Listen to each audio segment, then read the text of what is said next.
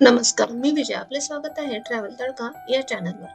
आज आपण आलो आहोत पुण्यातील सगळ्यात गजबजलेल्या आणि सगळ्यांच्या हृदयात बसलेला भाग म्हणजे तुळशीबाग. सर्वप्रथम दर्शन घेतले ते आपले सगळ्यांचे आवडते दगडूशेठ गणपती आणि त्यानंतर मी चालले आहे तुळशीबागेमध्ये. 1885 पासून आजपर्यंत पुण्याची खरेदी संस्कृतीची वाटचाल जेथे पाहायला मिळते आणि जेथे मध्यभागी उभा आहे सुंदर राम मंदिर, तर बाजूला आहे पुण्याची चव जपणारे कावेरी आईस्क्रीम. चला तर मग सफर करूया तुळशीबागेची. तुळशीबागेचा उल्लेख 1880च्या आसपास आढळतो.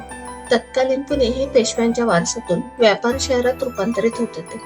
स्त्रियांच्या दैनंदिन वस्तू, पूजा सामग्री, बांगड्या, चांदीच्या वस्तू हे सगळं एकाच ठिकाणी मिळावं म्हणून हा बाजार विकसित केला गेला. हळूहळू तुळशीबाग पुण्याच्या ओळखीत सामील झाली. तुळशीबागेतून काही आणलं नाही तर पुणे भेट अपूर्णच होते. तुळशीबागेमध्ये आल्यानंतर चांदीची खूप दुकाने आहेत. चांदीचे दागिने हलकी, सुंदर आणि किमतीत परवडणारी असतात.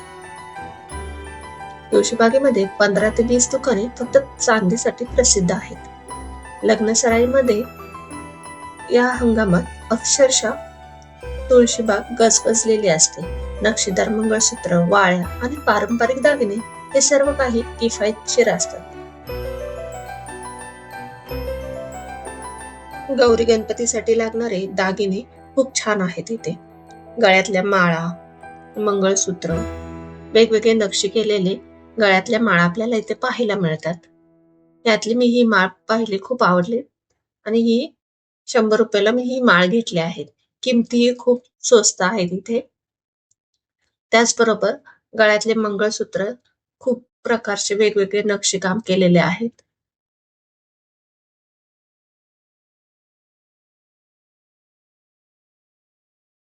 कॉलेज गर्ल पासून नववधूपर्यंत सर्वांसाठी फॅशन आहे इथे.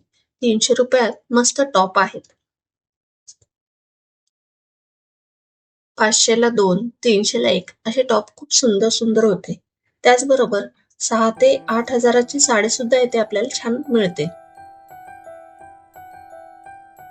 तुळशीबाग फिरत फिरत आतमध्ये आलो आणि सुंदर असे पर्स दिसायला लागले. त्या दुकानामध्ये सर्व पर्स 200 रुपयाला आपल्याला होत्या. त्यातल्या खूप पर्स छान होत्या. पाहू शकता किती सुंदर अशा पर्स आहेत. त्यातली ही पर्स मला खूप आवडली आणि मी ती घेतली.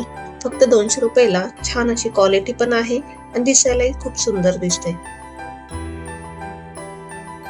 हीच पर्स आपण बाहेर घ्यायला गेलो तर 300 ते 350 रुपयाला आपल्याला ही मिळेल. Same quality. खरेदीसाठी आपण तुळशीबाग मध्ये आल्यावर नाद करायचं नाही. येथील सुगंध सुद्धा तळ ठोकतात. फुलांची दुकाने, अगरबत्तीचा वास, चहाचा खमंग वास आणि जवळच्या कडुलिंबाच्या झाडांचा गंध. तुळशीबाग म्हणजे बाजार नाही तर हा एक अनुभव आहे. तुळशीबाग मधली थोडी खरेदी झाल्यानंतर आपण येऊन पोहोचलो आहोत कावरे आईस्क्रीम. 1929 पासून कावरे कुटुंबाने पुण्याला दिलेला हा वारसा आजही तितकाच लोकप्रिय आहे. इथलं बटरस्कॉच, सीताफळ आईस्क्रीम, फ्रूट क्रीम, मस्तानी या 4 गोष्टी नक्कीच चाखायला हव्या. थकून भागून तुळशीबाग पाहिल्यानंतर एक स्कूप कावरे आईस्क्रीम म्हणजे पुणेरी जीवनाचा खरा शेवट. पुण्यातील गणेशोत्सव म्हटलं की ज्या 5 मानाच्या गणपतीची ओळख सर्वात आधी घेतली जाते त्यात तुळशीबाग गणपती हे नाव आदराने घेतले जातं. 1893 साली लोकमान्य टिळकांनी सुरू केलेल्या सार्वजनिक गणेशोत्सव परंपरेचे पुण्यातील पहिले साक्षीदार हाच तुळशीबाग गणपती मंडळ. जवळपास 125 वर्षाचा इतिहास आणि दरवर्षी लाखो भाविकांची उपस्थिती. तुळशीबाग गणपती म्हणजे पुण्याच्या गणेशोत्सवाचा आत्मा. गणपतीचे दर्शन घेतले तसंच पुढे आम्ही खरेदीला निघालो. तर वेगवेगळे शूज, त्याचबरोबर गळ्यातले टॉप्स वेगवेगळ्या प्रकारचे खूप असे सुंदर होते. वेगवेगळ्या डिझाईनचे नेकलेस गळ्यातले पाहिले की पुन्हा आपण ह्या डिझाईन घेण्यासाठी जातो. पुढे मला दुकान दिसले ते पूजेच्या साहित्याचे. हळद, कुंकू, समई, दिवट्या, पितळी वस्तू. आणि डावीकडे होते रंगीबेरंगी बांगड्याची दुकाने. येथे 50 रुपयापासून 5,000 रुपयापर्यंतच्या बांगड्या मिळतात. या पहिल्या गल्लीत तुम्हाला पुण्याची खरी धडपड जाणवते. 5 मिनिटात 10 लोक तुम्हाला काय पाहिजे बघून जा म्हणत हाक मारत असतात. खूप सुंदर सुंदर अशा पंत्या ठेवण्यासाठी हे ताट मला आवडले. मध्ये फुलं ठेवायला आणि साईडनी पंत्या लावायला देवासमोर खूप सुंदर असे दिसतात. फक्त 120 रुपये मध्ये सुंदर असे हे मला मिळालेले आहे.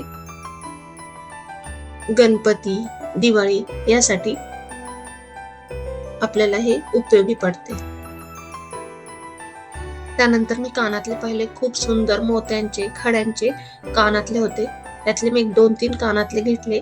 100 रुपयाला 3 जोडी, 50 ला 2 असे कानातले खूप सुंदर असे मिळतात इथे.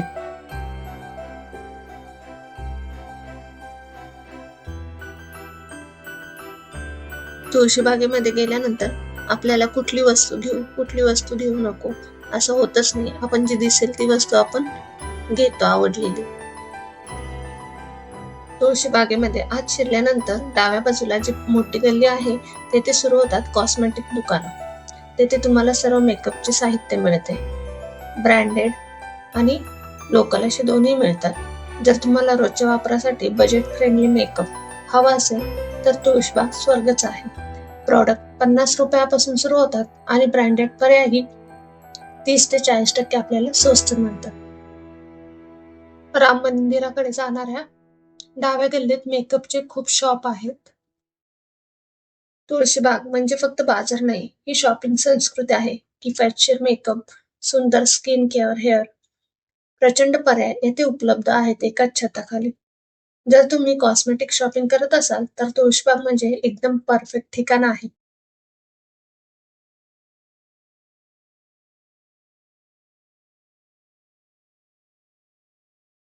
तुळशीबागचा खरा आत्मा तर येथे आहे. राम मंदिर 1884 साली बांधलेले हे मंदिर लाकडी आणि दगडी शिल्पांच्या अप्रतिम मिश्रणातून साकारलेले आहे. राम, लक्ष्मण आणि सीता यांच्या मूर्तीच्या नाजूक कोरीवकामामुळे हे मंदिर आजही पुण्यातील धार्मिक, कलात्मक वारसांचे केंद्रस्थान आहे. लोक खरेदी करण्यापूर्वी आणि नंतर येथे येऊन 1.5-2 मिनिटं शांत बसतात. इथली ऊर्जा एकदम वेगळीच आहे. लाकडी खांब, नक्षीकाम आणि शांती देणारे श्री राम, सीता, लक्ष्मण मंदिर पाहताना आपण जणू जुन्या पुण्यात प्रवेश करतो असं वाटतं. आजही भक्तांची मोठी गर्दी येथे दिसते, विशेषतः रामनवमी आणि इतर उत्सवाच्या दिवशी.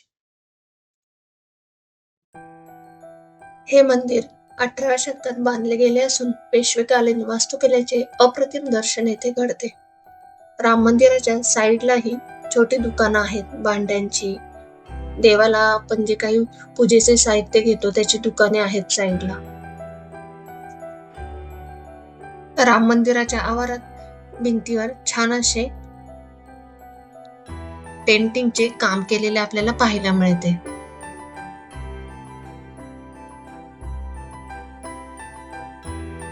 तुळशीबागेतील राम मंदिराच्या आवारामध्ये गणपती गौरीसाठी आपल्याला जे साहित्य लागते ते सर्व इथे मिळते आणि कमी बजेटमध्ये आपल्याला हे सर्व मिळून जाते.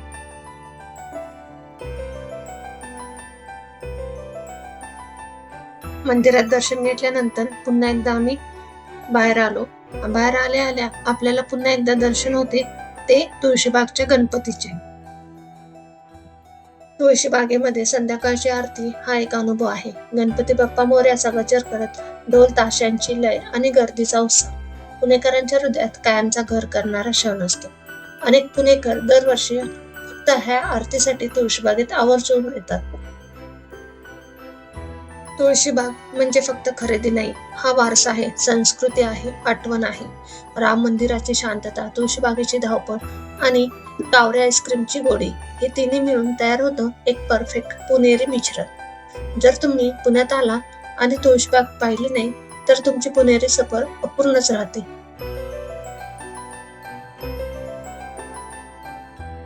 पुण्यातील तुळशीबागेतील सफर तुम्हाला आवडली असेल तर व्हिडिओला लाईक करा. कमेंटमध्ये तुळशीबागेतील तुमच्या काही आठवणी सांगा आणि चॅनलला सबस्क्राईब करायला विसरू नका. भेटूया पुढच्या ठिकाणी. धन्यवाद.